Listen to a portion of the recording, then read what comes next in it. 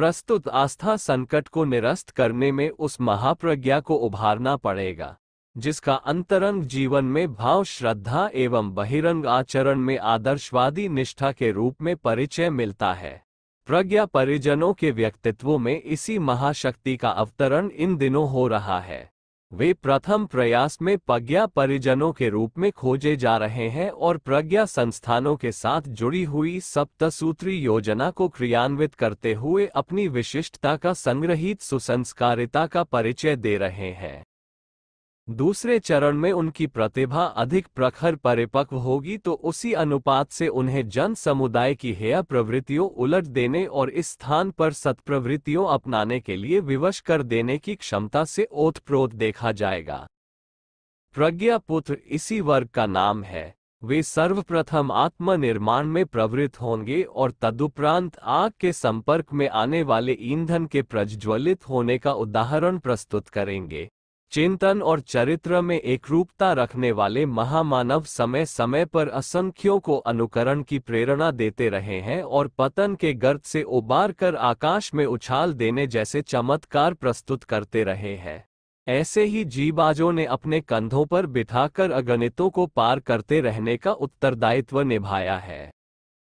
तीसरे चरण में उनकी आवश्यकता पड़ेगी, जिन्हें कॉलेज में पढ़ाने वाले प्रोफेसर, पुल बनाने वाले इंजीनियर, अणुशक्ति ढूंढ निकालने जैसे वैज्ञानिक कहा जा सकता है। सेनापति सैकड़ों सैनिकों में उमंगे भरता और कठिन मोर्चे पर लड़ता जीतता चला जाता है। एक इंजन हजारों टन माल से लदे डिब्बों को घसीट ले जाता है। तूफान के साथ कितने तिनके पत्ते आकाश पर छाए दिखते हैं। वर्षा काल समूचे भूमंडल पर हरियाली उगाता और जल जंगल एक करता चला आता है। समूचे आकाश में एक सूर्य उगता है और व्यापक अंधकार की सत्ता उखाड़कर रख देता है। रात्रि में चंद्रमा की शोभा देखते ही बनती है। ये सभी अकेले होते हैं, साथ किसी का नहीं ढूंढते, अपने ही पराक्रम में आप उछलते हैं और चुंबक के साथ खींचते चले जाने वाले लौह कणों की तरह असंख्यों को चिपक जाने तथा साथ चलने के लिए विवश करते हैं। कार्य तो प्रतिभाएं ही करती हैं, पर सरंजाम खड़ा करने के लिए साधन तो चाहिए ही। ड्राइवर का कौशल तभी प्रकट होता है जब उसके हाथ में इंजन या मोटर हो। बिना जहाज के पायलट क्या करे? भवन बनाने की योजना तो आर्किटेक्ट ही बनाते हैं, पर निर्माण कार्य ईंट, चूना, लोहा, लकड़ी जुटाए बिना कहाँ होता है। चारों धाम आद्य शंकराचार्य की प्रेरणा से बने, पर उनके लिए धन और साधन तो मानधाता ने जुटाए। धर्म चक्र प्रवर्तन तो भगवान बुद्ध ही कर रहे थे, पर उसका विशालकाय ढांचा खड़ा करने में हर्षवर्धन, अशोक, अंगुलीमाल, अम्बपली जैसे संपन्न और आनंद कुमार जीव जैसे विद्वानों का परोक्ष सहयोग भी कम महत्वपूर्ण नहीं था। गांधी जी की प्रवृत्तियों में अरबों खरबों की राशि लगी और नेहरू और पटेल जैसी प्रतिभाओं की मंडली प्राण प्रण से जुटी रही। महान परिवर्तनों में इन्हीं हनुमान अर्जुनों की जरूरत पड़ती है, जो न केवल पराक्रम करें वरन अपने कौशल से आवश्यक साधन भी जुटा सके। साधनों का हर काम में महत्व है। साधन जुटाने वालों की वरिष्ठता से इनकार नहीं किया जा सकता। बादशाहों को भी प्रताप की तरह श्रेय सम्मान मिलता रहेगा। प्रज्ञा अभियान का तृतीय चरण जितना भारी है, उतना ही उस भार का वहन कर सकने वाले मूर्धन्यों का महत्व है। प्रज्ञा परिजन सहयोग देंगे, प्रज्ञा पुत्र नेतृत्व करेंगे और प्रज्ञा पुंज साधन जुटाने का ये कार्य संपन्न करेंगे। जैसे शरीर को जीवित रखने में रक्त की महत्ता मानी जाती है। प्रथम चरण वह है जिसमें ढूंढा तलाशा जा रहा है कि नर पामरी के झुंड में जागृत आत्माएं कौन और कहाँ हैं। प्रसुप्ति के मध्य जो आगे होते हैं, उन्हीं पर पहरेदारी की जिम्मेदारी भी अनायास ही आ पड़ती है। चोरी हो जाने पर गहरी नींद में पड़े हुओं को निर्दोष समझा जाता है, किंतु जो जागे हुए हैं, जिन्हें पता है, जो आंखों से देख रहे हैं, इतने पर चिल्लाकर दूसरों को जगा देने एवं चोरों को भगाने का उपक्रम न करके मूक दर्शक भर बने रहते हैं, तो उन्हीं पर उस दुर्घटना का सारा दोष लदता है। भर्त्सना उन्हीं की होती है। उस घटना को टालने में यदि कुछ पराक्रम दिखाते हैं तो प्रशंसा उन्हीं की होती है। सोए हुए इस दृष्टि से नफे में रहते हैं। भले ही माल चला जाता है, पर निंदा स्तुति के झंझट से बचे रहते हैं। इन दिनों अधिकांश जन समुदाय ऐसा है जो विवेकशीलता, दूरदर्शिता, प्रखरता, परमार्थ परायणता, सद्भावना जैसी मानवोचित सत्प्रवृत्तियों से अपरिचित तो नहीं, पर अछूता अनभ्यस्त अवश्य कहा जा सकता है। उसे मात्र अपने पेट परिवार की चिंता है।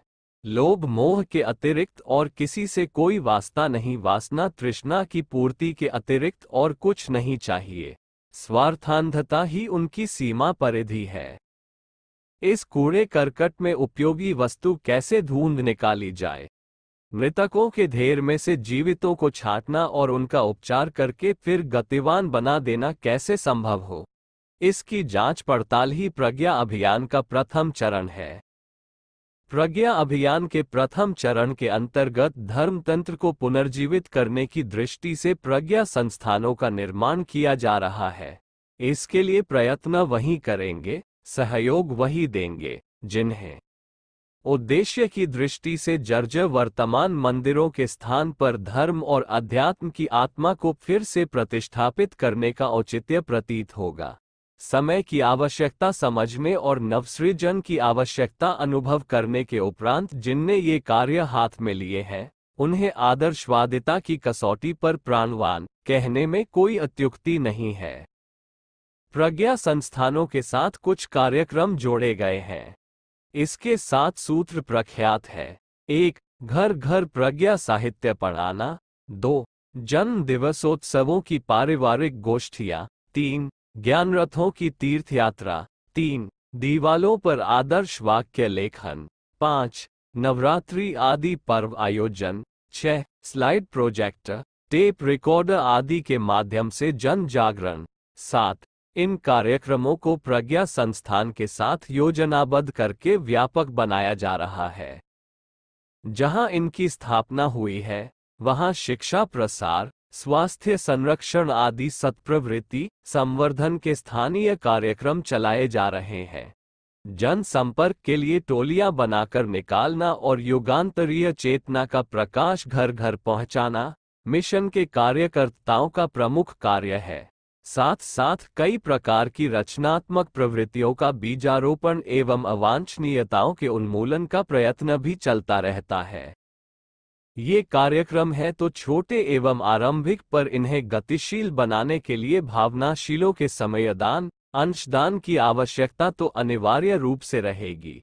इसके बिना बातों के बताशी बनाते रहने से एक कदम भी प्रगति नहीं होगी। भावनाएं उभारने में समयदान और साधन जुटाने में अंशदान की इस प्रयोजन के लिए अपरिहार्य अपेक्षा है। इसी की याचना युग देवता ने प्रत्येक जीवित जागृत आत्मा से की है।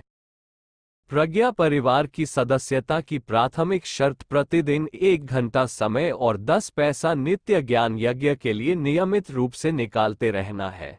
जो विचारधारा से प्रभावित होंगे, वे ही अनुदान अत्यंत छोटा होने पर भी दे सकने का साहस संजोएंगे। अन्यथा समयदान की बात व्यस्तता बताकर और अंशदान की बात तंगी महंगाई की आड़ लेकर सहज ही असमर्थता व्यक्त की जा सकती है।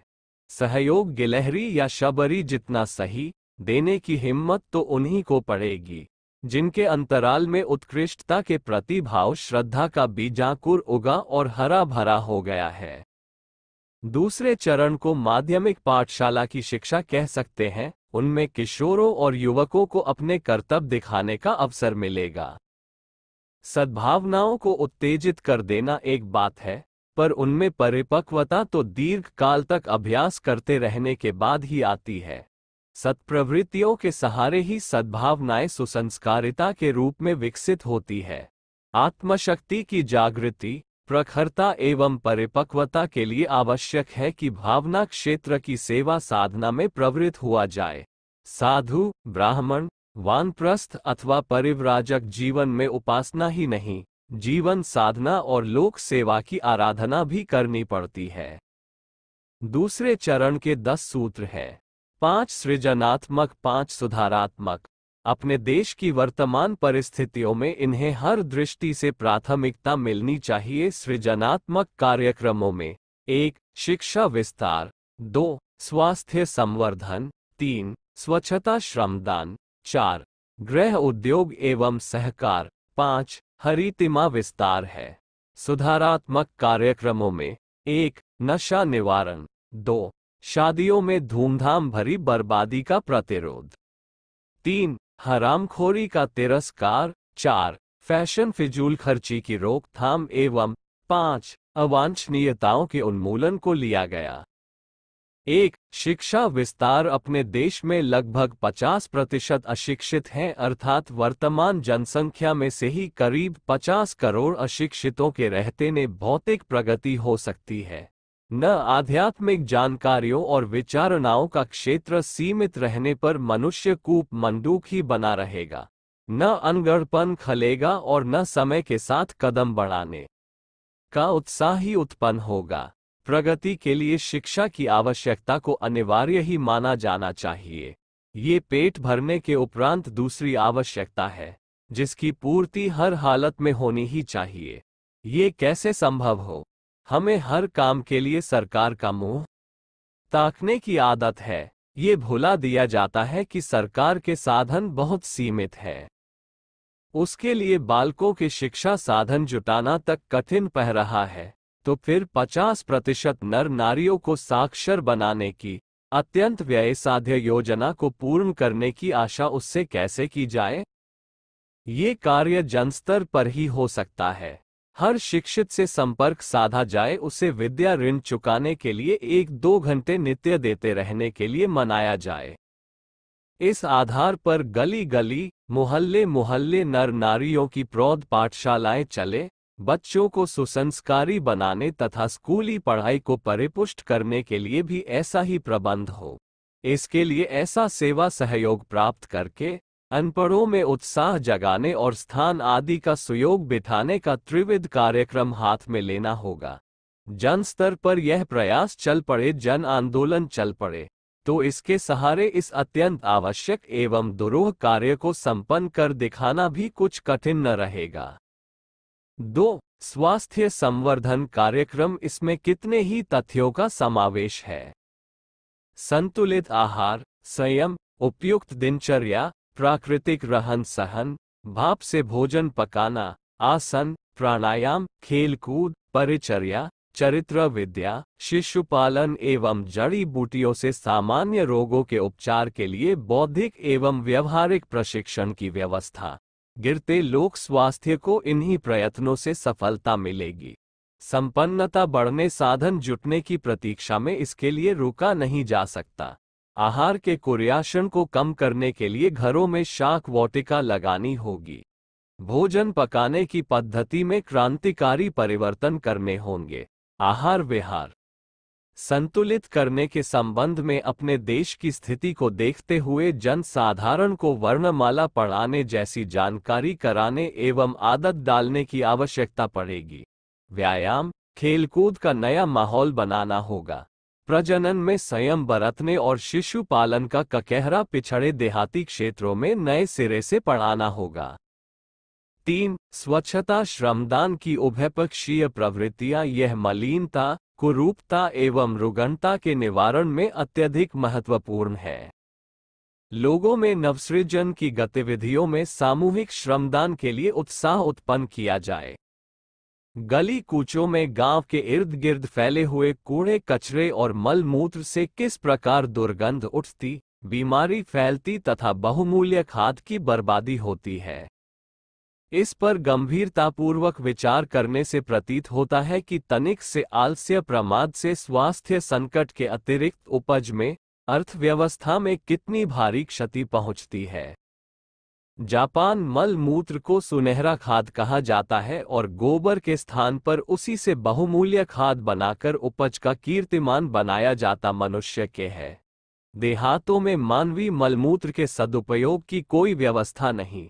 सोख्ता, पेशाब घर और गड्ढे वाले पाखाने हर गांव में आसानी से बन सकते हैं। शहरी और ग्रामीण जनसंख्या को मिला देने में करीब 88 करोड़ व्यक्ति ऐसे हैं जिनका मल मूत्र खेत खलिहान, मैदान, नाली, गली में यूं ही फैलता बहता रहता और सड़न उत्पन्न करता है।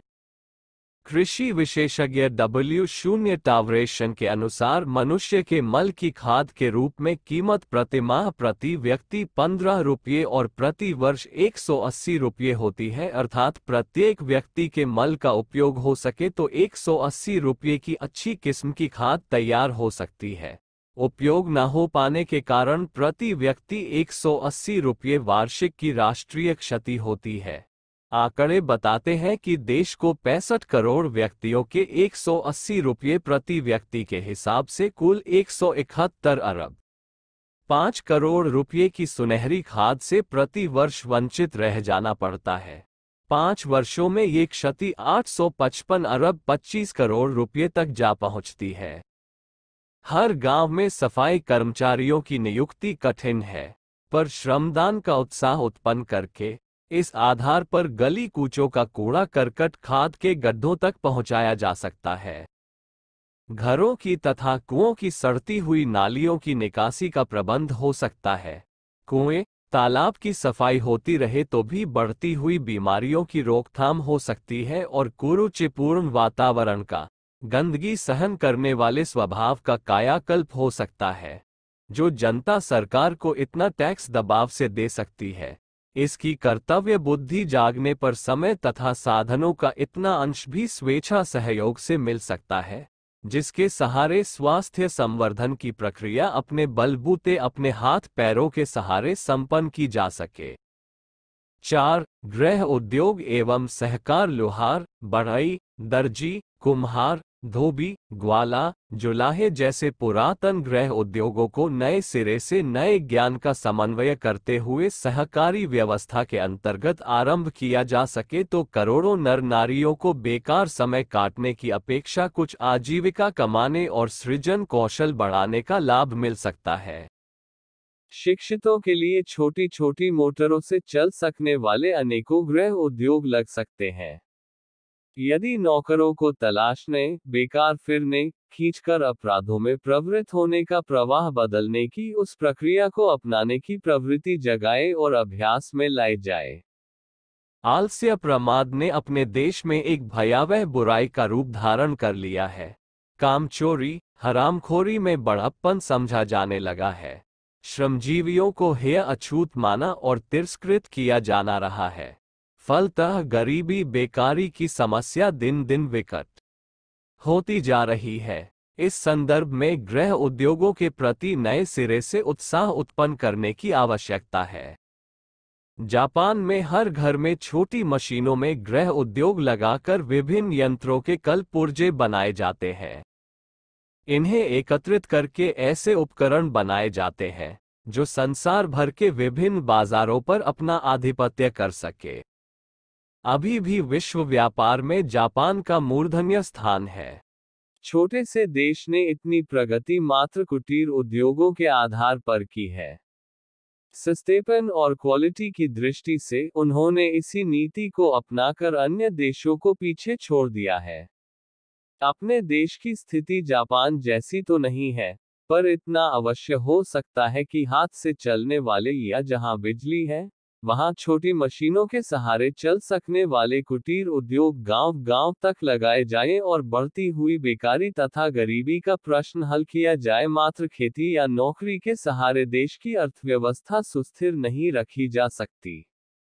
यहाँ किन उद्योगों की गुंजाइश है, ये तो स्थानीय परिस्थितियां देखकर ही निर्णय हो सकता है, पर इतना निर्धारण पहले से ही करना होगा कि यह सभी प्रयास सहकारी संगठनों के ही अंतर्गत चलेंगे। कच्चा माल देने, बना खरीदने और उसे उपयुक्त मंडियों में खपाने का काम ये संगठन ही करेंगे, अन्यथा निर्माता ही यह सारे काम स्वयं करेगा तो प्रतिस्पर्धा के युग में वह ठहर नहीं सकेगा। सरकार पर भी ये दबाव डालना होगा कि वह कुटीर उद्योगों के सुरक्षित क्षेत्र से बड़े मिल कारखानों को प्रतिस्पर्धा न करने दे। खादी के युग की तरह कुटीर उद्योग के बने माल को प्राथमिकता देने के लिए जन आंदोलन खड़ा करना होगा।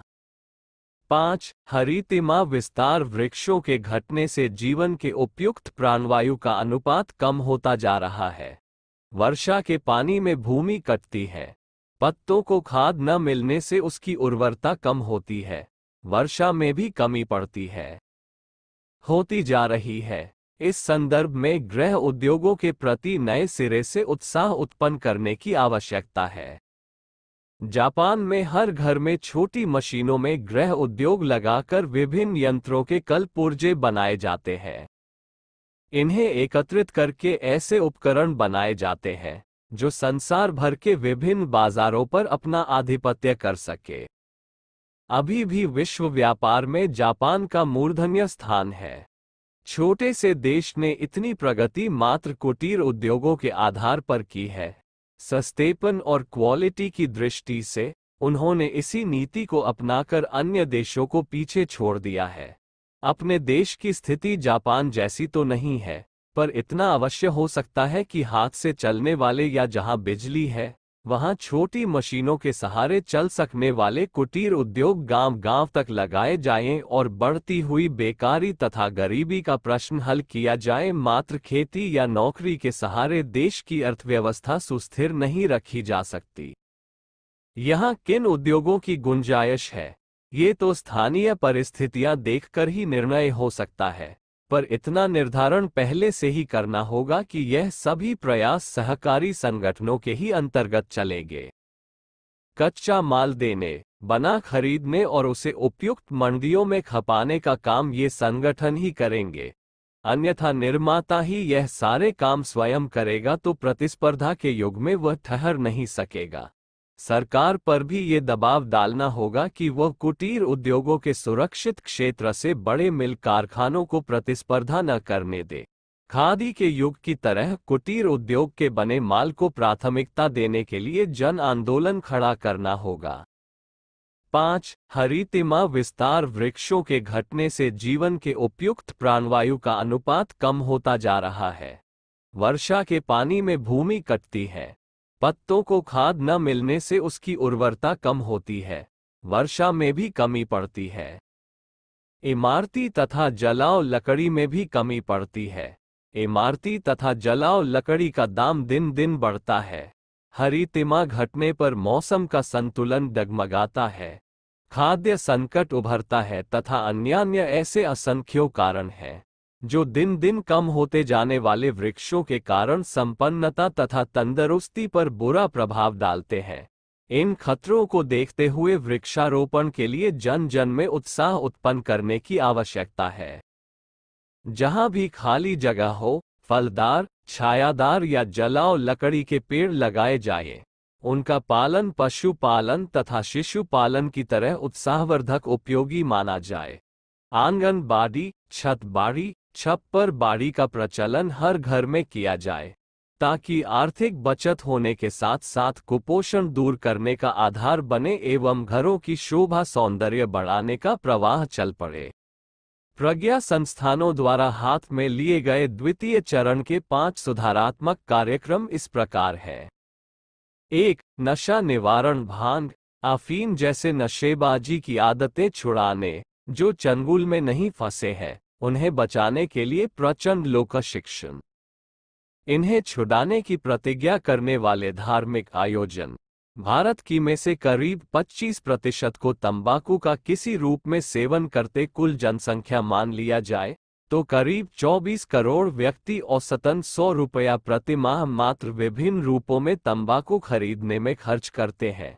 ये राशि कुल मिलाकर 2 खरब 88 अरब रुपये प्रति माह आती है।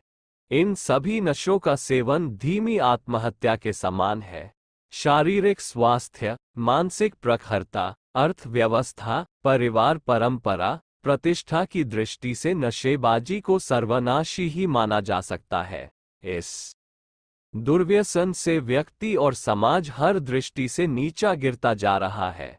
बाढ़, भूकंप, दुर्भिक्ष, महामारी जैसी दैवी विपत्तियों से भी बढ़कर मनुष्यकृत नशेबाजी की विनाश विभीषिका के विरुद्ध प्रभावी संघर्ष छेड़ने की आवश्यकता है।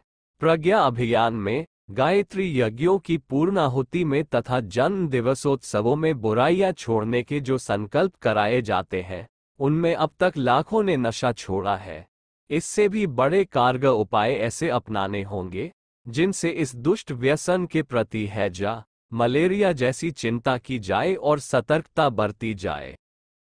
2. शादियों में धूमधाम भरी बर्बादी का प्रतिरोध। सभी जानते हैं कि खर्चीली शादियां अपने समाज को दरिद्र और बेईमान बनाए दे रही हैं।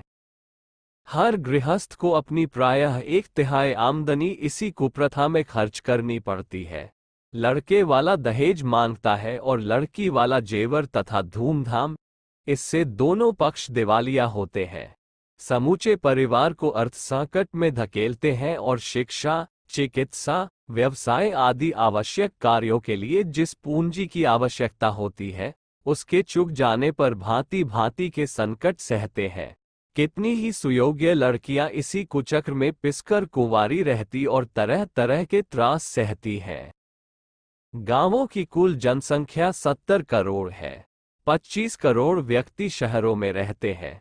5 व्यक्तियों का एक परिवार माना जाए तो कुल 5 ग्रामीण परिवारों की अनुमानित संख्या होती है 14 करोड़ तथा शहरी परिवारों की अनुमानित संख्या होती है 5 करोड़। औसतन गांवों में प्रति विवाह 5,000 और नगरों में प्रति विवाह 20,000 खर्च होता है। इस प्रकार गांवों तथा शहरों में होने वाले प्रतिवर्ष विवाहों में लगभग 17 खरब रुपये बेकार नष्ट हो जाते हैं। इस कुप्रथा के विरुद्ध विचारशील लड़के लड़कियों से देन दहेज वाली खर्चीली शादी न करने की प्रतिज्ञाएं कराई जानी चाहिए। अभिभावकों को बिना खर्चे के विवाह करने के लिए सहमत किया जाना चाहिए। इस संदर्भ में छोटी उपजातियों का सीमा बंधन शिथिल करके दायरा बड़ा किया जाना चाहिए। प्रज्ञा परिवार के लाखों सदस्य अपने सुधारवादियों में बिना खर्च की आदर्श एवं सामूहिक शादियां करने लगे हैं। अब उस शुभारंभ को देश भर में व्यापक प्रचलन के रूप में सुवितरित किया जाना चाहिए। 3. हरामखोरी कामचोरी का तिरस्कार। आलस्य और प्रमाद में समय गुजारना, खाली रहना बड़प्पन का चिन्ह और कड़े परिश्रम को दुर्भाग्य मानना। कामचोरी, हरामखोरी को शान, सौभाग्य और पसीना बहाने वालों को हेय समझने की प्रवृत्ति ने देश को दरिद्र और व्यक्ति को पिछड़ेपन से ग्रस्त बनाया है। इस स्थिति को उल्टना, श्रम को सम्मानित करना और हरामियों का मुंह काला करने वाला वातावरण बनाना ताकि समृद्धि और प्रगति का द्वार सच्चे अर्थों में खुल सके। 4. फैशन, फिजूल खर्ची आदि की रोकथाम। फैशन, श्रृंगार, ठाठ बाट, जेवर आदि के नाम पर अहंकार का प्रदर्शन का जो बचकानापन इन दिनों चल पड़ा है, उसमें विलासिता, कामुकता, उच्छृंखलता आदि दुर्व्यसनों की ही वृद्धि हुई है। ईर्ष्या भड़की है और नकल करने की धुन में कितनों ने ही गरीब रहते हुए भी अमीरों की झूठी सज्जा सजाई है। बढ़े हुए खर्च की पूर्ति के लिए अनाचारी आमदनी की राह बनाई है। आलस्य, प्रमाद आदि बधा है। इस प्रकार खर्च होने वाली राशि अल्प बचत जैसा उपाय अपनाकर बैंक में जमा की गई होती या उत्पादन कार्य में लगाई गई होती, तो सादगी के साथ जुड़ी हुई सज्जनता बढ़ती और बचाई हुई राशि से व्यक्ति तथा समाज की समृद्धि बढ़ने में योगदान मिलता। अपव्ययों में एक संतान की संख्या बढ़ाना भी है। इन दिनों प्रस्तुत जनसंख्या के लिए ही अन्न, वस्त्र, मकान, शिक्षा, चिकित्सा के साधन इतने व्यक्तियों के लिए उपलब्ध नहीं है। फिर अनावश्यक संख्या में उत्पन्न की जाने वाली भावी पीढ़ी के लिए निर्वाह एवं विकास के साधन कहाँ उपलब्ध होंगे। अभिभावकों का अर्थ संतुलन, माता का स्वास्थ्य, बच्चों का भविष्य और देश का भार इस अनावश्यक प्रजनन से गिरता ही चला जा रहा है। हर व्यक्ति को समझना चाहिए कि उत्पादन नहीं बढ़ रहा है तो कम से कम अपव्ययों को तो नहीं ही बद। 5. अवांछनीय उन्मूलन। अवांछनीयताओं में कितनी ही ऐसी है जिनसे जितनी जल्दी पीछा छुड़ाया जा सके उतना ही उत्तम है। मूढ़ मान्यताओं में टोना टोटका, भूत पलीत, भाग्य, ज्योतिष, मुहूर्त, शुभ अशुभ जैसे कितने ही अंधविश्वास पिछड़े वर्गों में फैले हैं और उस भ्रम जंजाल में वे बुरी तरह समय गंवाले पैसा ठगते और भ्रांतियों में उलझते हैं। कुरीतियों में जाति पांति के नाम पर चलने वाली ऊंच नीच की मान्यता पर्दा प्रथा, दहेज, मृतक भोज, बाल विवाह, भिक्षा व्यवसाय जैसी कितनी ही कुप्रथाएं जड़ जमाए बैठी है, जिससे समाज हर दृष्टि से जर्जर हुआ जा रहा है। अनैतिकताओं में मिलावट, रिश्वत, ठगी, अपहरण, उत्पीड़न से लेकर हत्या डकैती तक की अपराधी वृत्तियों आतंक मनाती, आशंका, अविश्वास, अनिश्चितता एवं अराजकता जैसी स्थिति उत्पन्न करती है। अवांछनीय आकर्षण एवं दबाव के कारण चिंतन एवं चरित्र का निरंतर अधःपतन होता जा रहा है। अपने देश की उपरोक्त समस्याएं तो प्रमुख हैं, इनके अतिरिक्त भी ऐसी अनेकों उलझनें हैं जिन्हें सुलझाया जाना है। ऐसी असंख्यों आवश्यकताएं हैं जिन्हें पूरा किया जाना है। प्रारंभिक योजना में उसी द्वितीय चरण के अंतर्गत इन 10 कार्यक्रमों को क्रियान्वित किया जा रहा है। इस माध्यम से व्यक्ति, परिवार, समाज तीनों का ही समग्र निर्माण कर सकने में प्रज्ञा अभियान सफल होगा, ऐसी इसके प्रवर्तक आशा करते हैं। प्रज्ञा अभियान का तीसरा चरण पंचसूत्री है। उसकी मोटी रूपरेखा इस प्रकार है। 1. युग साहित्य का सृजन और उसे देश के विश्व के हर भाषा भाषी तक पहुंचना एक बड़ा काम है। विचार क्रांति के बिना लोकमानस को उल्टना संभव नहीं।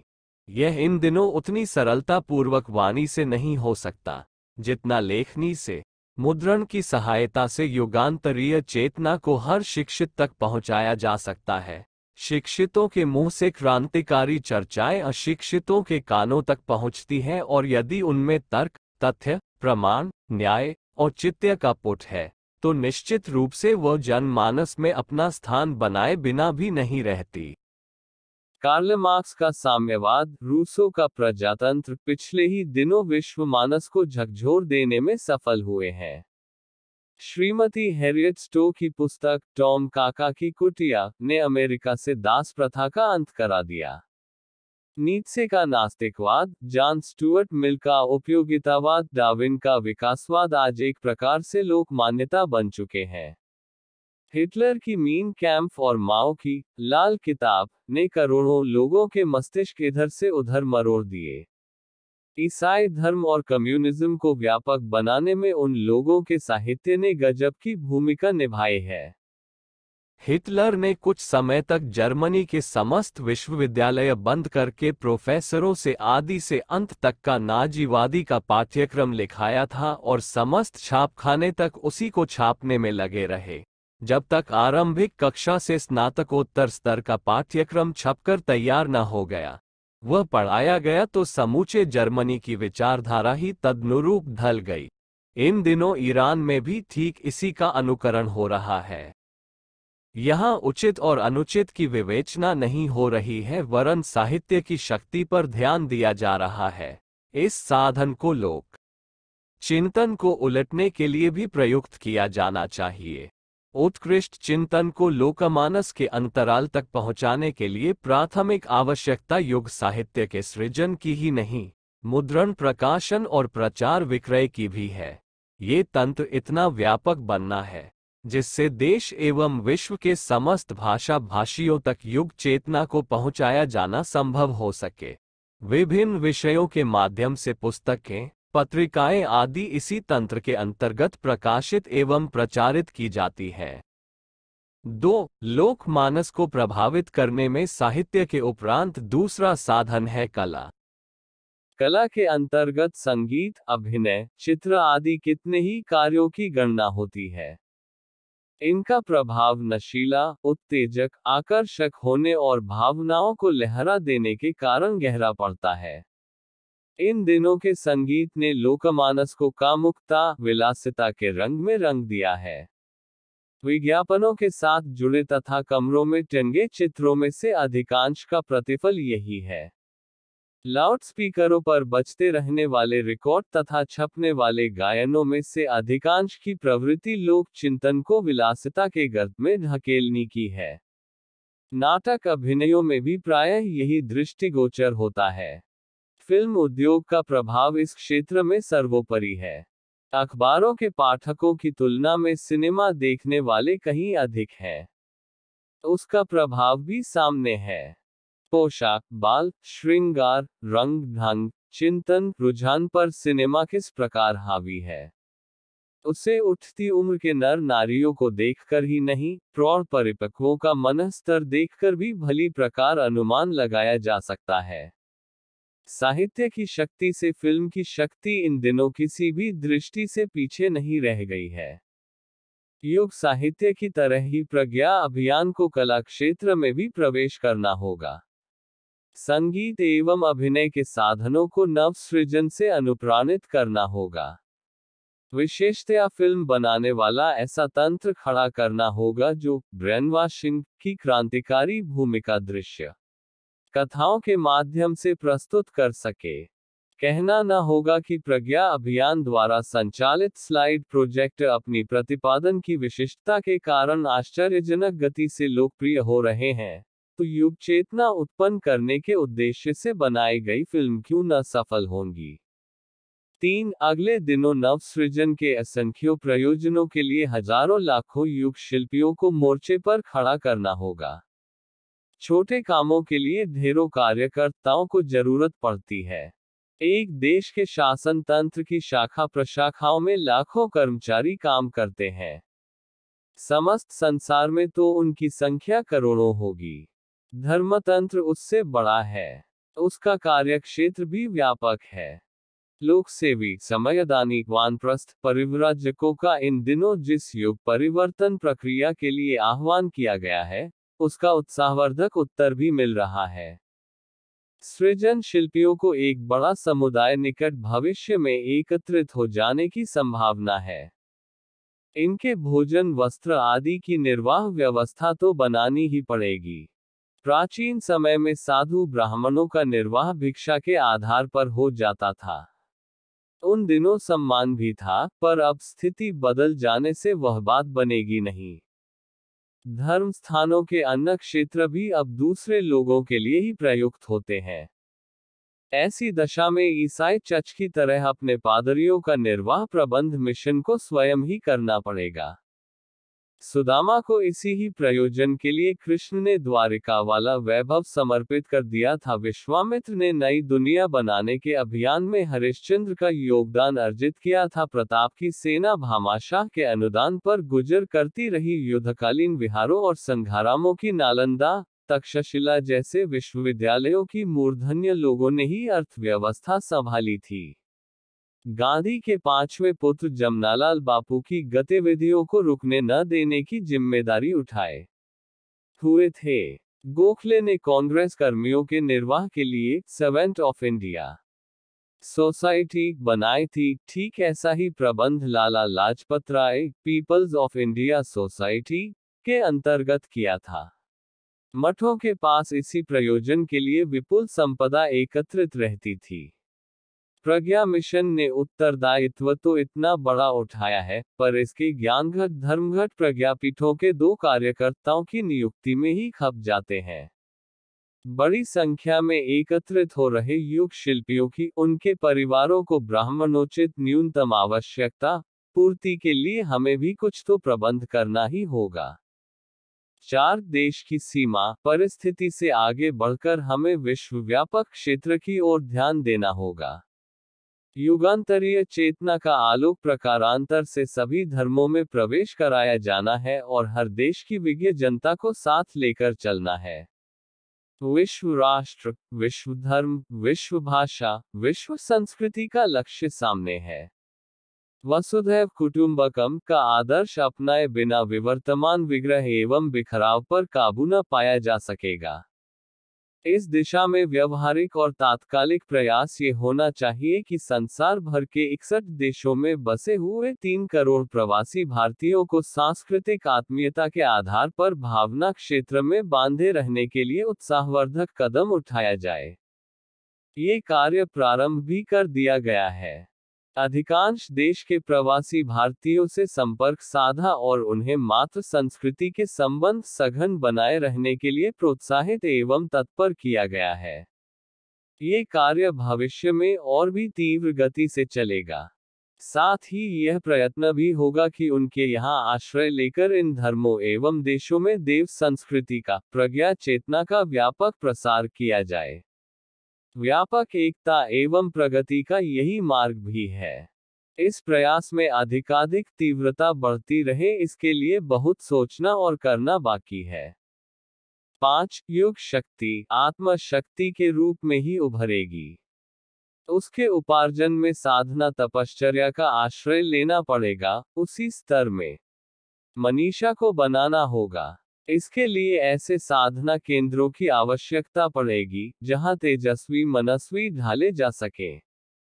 त्रेता में ऐसे ही विश्वामित्र ने तपोवन में राम लक्ष्मण को बला अतिबला क्रियाएं सिखाई थी, जिनके सहारे वे असुरता उन्मूलन एवं रामराज्य संस्थापन में समर्थ हो सके। कृष्ण ने संदीपन आश्रम में शिक्षा ही नहीं पाई थी, वरन विशिष्ट शक्ति अर्जित की थी।